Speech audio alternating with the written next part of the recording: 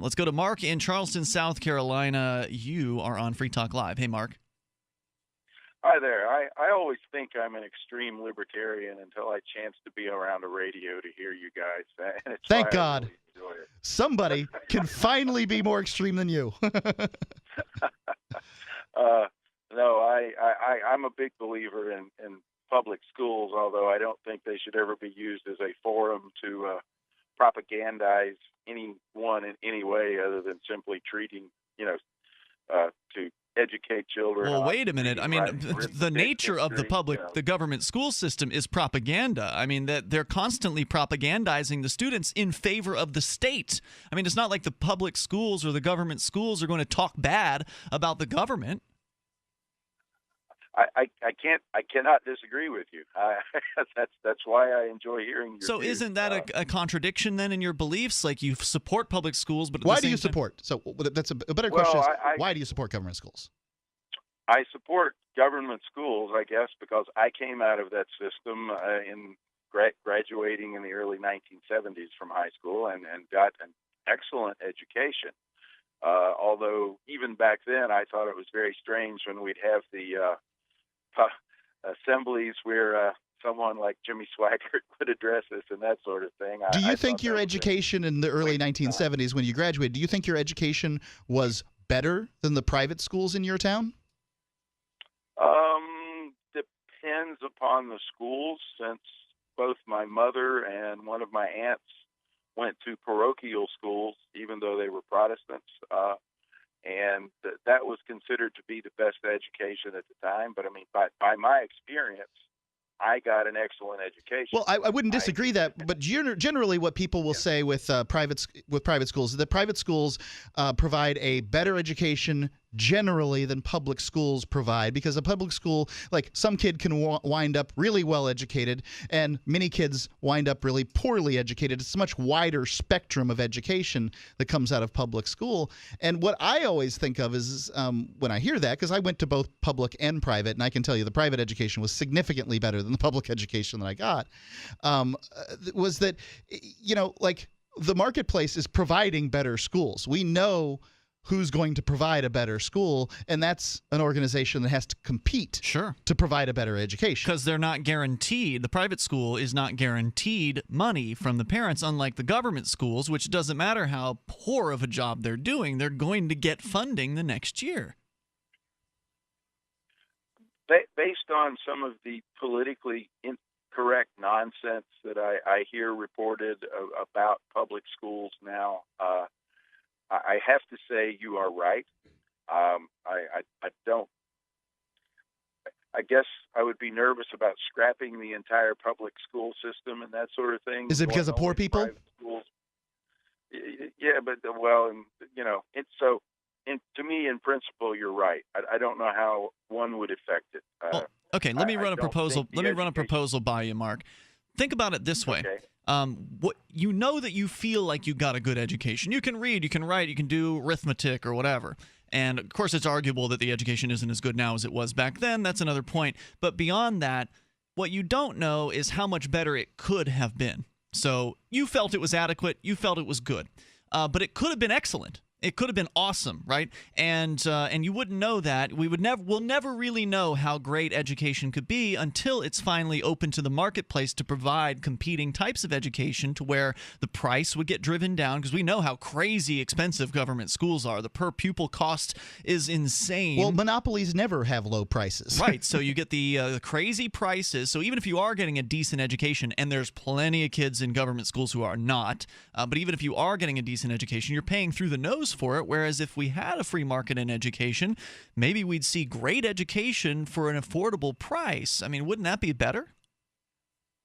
Oh, I do agree with you there. Like I say, it's why I like listening to you. I like hearing proposals for fixing something. So here's my proposal specifically to keep the government schools, the public schools, sort of, right? My proposal is let's turn them over to the teachers and the staff. Give the staff ownership of those schools. Let them decide their curriculum. Let them decide the rules and the amounts they need to charge, and get the government out of the picture entirely. Get rid of taxes as far as the funding method, and essentially set them free. Set those schools free from the government system, from the federal bureaucracy and all these stupid federal rules. What's this? No Child Left Behind, or the new thing that they've got? Common Core. Common Core. Set it free from all those strictures, and then see what happens, and let them see if they can make it on their own. You don't have to get rid of the schools themselves. They can still exist. Thanks, Mark, for the call. There's more coming up here on Free Talk Live. Let's go to Justin, listening in Wichita. Justin, you're on Free Talk Live, listening to KQAM. Hey, yeah, I just heard one of you guys a few minutes ago reference government-free school system. I'm all for getting the government out of every last little bit of anything that we possibly can. Excellent. So I was just wondering if you could expand briefly, or as long as you'd like, on what it is you envision when you talk about a school system not ran by the government. Well, that's interesting. I mean, I'll give my crack at it, and then I'll let Mark do that as well. I don't have a real vision for it because I don't know what the market's going to come up with. I mean, we know what we have now in alternatives to government schools. So, there's schools that are larger and smaller, and there's schools that are more religious, and schools that are secular, and there's unschooling, and there's homeschooling. So these are all sort of some of the things that exist now. We would see more competition. We'd see more innovation. We'd see prices coming down as a result of that, quality going up, and we'd see, most importantly, I think, parents and their children being able to find an educational curriculum that is right for them without having to struggle. And Mark, you were touching on this earlier, this constant conflict that goes on within the government school system, where one side wants sex education, the other side doesn't want sex education. Or within the sex education, one group wants this to be taught, the other group wants this to be taught. One group wants this kind of math, the other group wants this. And it's just constantly these people are fighting at the school board and trying to get control of the system so they can implement their view. One group wants religion to be at the schools, the other one wants the Bible out of the schools. So it just never ends. So you end the government monopoly school system, and then finally all those little interest groups can go have their own school. And if the school they want isn't there yet, they can just start one. And since nobody's being forced at that point, because there's no government schools in this fantasy land, since no one's being forced to pay for the centralized government school system, they have more money with which they can then send to the school of their choice. That's my vision for it. But Mark, what about you? Well, I think that a lot of people think of school, they sit down. I think school's damaging the way we have it. The idea that you put 20 kids, 25 kids, 30 kids in a classroom, sit them at hard plastic desks, tell them they can't go potty and that they can only run around and have a good time, but only within certain rules, out at recess time and that kind of thing, and raise your hand if you have to go to the bathroom. And that, to me, what this is an indoctrination, an authoritarian indoctrination center. Sure is. The idea is that, we've got the chief in charge here at the front of the room, and the rest of you little Indians do what you're told, and if you don't, bad things will happen. And to me, that doesn't make any sense at all. I don't think kids learn. Kids didn't evolve to learn by sitting their butts on seats. They experience the world in an entirely different way.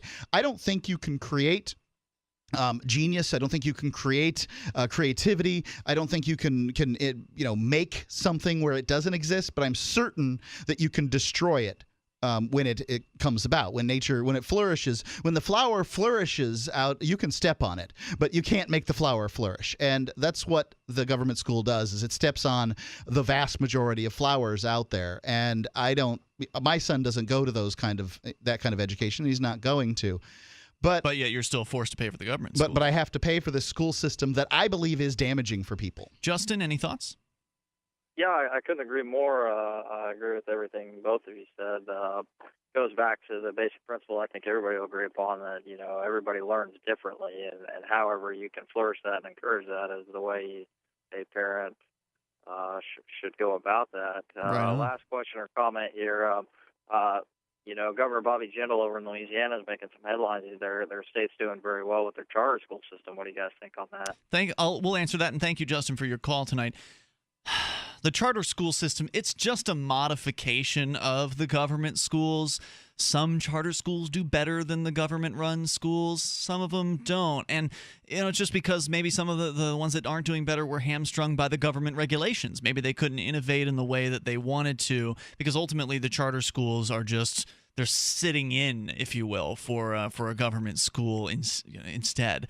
And so I support having alternatives, but not forced alternatives, not an alternative that is still run by this same monopoly under the monopoly's rules, and people are forced to pay for it. So I can't support any kind of government school system. Well, I support competition, and I believe that charter schools create competition in the marketplace. I'm fine with that aspect. What I don't support is threatening people at the pain of losing their house, and that's what property taxes are. You don't pay property taxes. Property taxes are evolved from quit rents at the time that we had kings and lords and these kind of things, and you had to pay to use the lord's land. Property taxes show you that you don't own your property. You don't own it because the government owns it, and you rent it from them on an annual basis. So I believe that people who paid for property under the impression that they bought property own that property, and the governments are sick, disgusting parasites that claim dominion over your land. And so when you're talking about property taxes to fund other people's education, I would ask you, where was the obligation created? How was the obligation created for me to pay for your kid's schooling? And if a social contract. Well, I'd like you to produce the contract. It's social.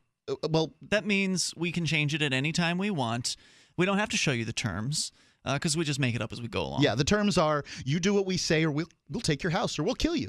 That's what the social contract is. That's right. Yeah, because if you don't leave your house when they come try to take it, that's when the killing starts. Yeah, ultimately that's what they'll do. If you refuse to leave, you defend your house as though it is your home from armed people that wish to take it from you, you will die in that defense. We will come back with Are your government schools valuable enough to kill people over? It's just the idea of who should be allowed to give out information at a government school. Of course, the ideal situation for the hosts of the show would be that we have no government schools. And so we were also talking about a world in which those things don't exist anymore. And we actually have a marketplace of schools where people can send their children to whatever school they choose. And they're not forced by the threat of violence to fund a school system that they don't agree with, which is what we've got today. I don't agree with the government schools. I don't want anything to do with them. I don't even have kids. Now, that doesn't mean I don't support education. For instance, the Shire Free Church, Mark, you and I are involved with the Shire Free Church as ministers here in Keene. Right. Shire Free Church actually gave money to the Waldorf school here in town because I support education. I just want to support the education that I support, not the stuff I don't.